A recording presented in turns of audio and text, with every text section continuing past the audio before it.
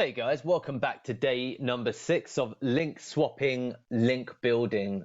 So link swap, link building is probably what I'm going to call it now because it's a bit too much ings and a bit too much links. So link swap, link building is ultimately the reciprocal exchange of links between two websites. So this is something that refers back to the guest post swap link building that fundamentally if you've got a good relationship with a website, can ultimately swap links and refer back to each other. Now, I want to talk a little bit about this. So I think that everybody listening probably understands the mechanics of it.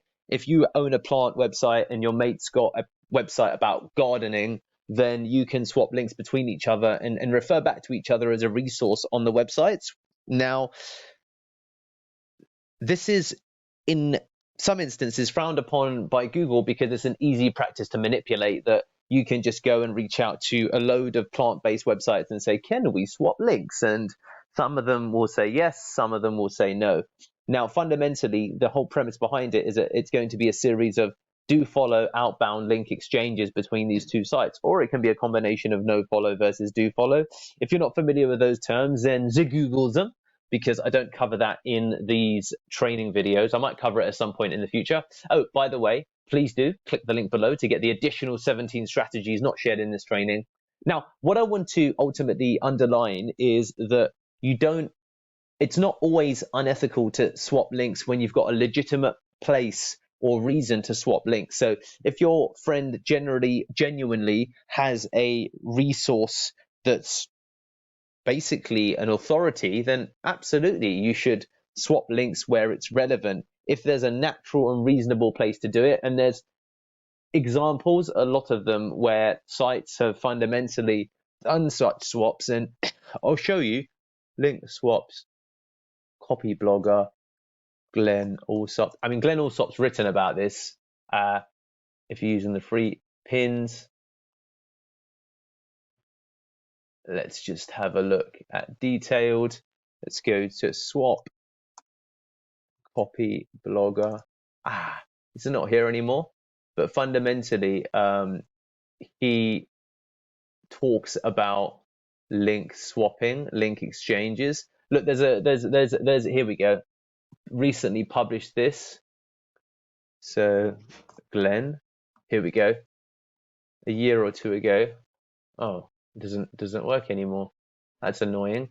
Okay, here we go. So Glenn then uses an orphan graphic show major tech publications on the internet all rose up together and regularly helped each other by passing back links to each other. Here we go. Cashmore, here we go. I don't know why he hopefully you don't mind me using these, Glenn. Private influencer network with other major competitors in the space. Excessive link. Okay, here we go. So excessive link exchanges are against their terms. Okay, so what is excessive and when is it natural? So look, this is reciprocal link building is very common. Look, it goes on to talk about it here and the relative reasons for doing it and not doing it, which you can go ahead and read over on Link Builder. Maybe we've got some resource. Look, I'm in the interest of action. You can do link swaps where they make sense, okay, but just don't do too many of them and don't rely upon them as a singular strategy. Naturally, you're not doing that because you've got, as of now, 5 other strategies that you can employ. And in combination with that, then link swaps are, I think, okay. It's just doing them as a central or core strategy is probably not advisable. If you have a look at your website and you think more than 25% of your links are fundamentally link swaps, then you probably have landed upon a problem. But link swapping where there's a legitimate reason, where you're doing it ultimately in the context of other links, I think is a perfectly fine strategy. With the link swapping though, if you're just doing it with sites that don't have any relevancy to your website or have any relevancy to your niche, then it is a link strategy to manipulate Google's rankings.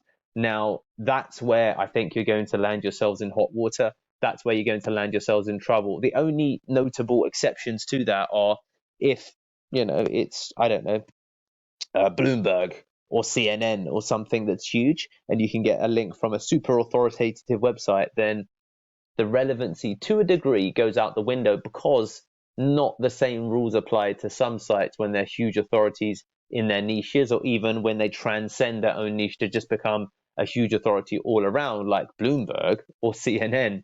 They're not just news authorities. They could be authoritative for any site that gets an outbound do follow link from them.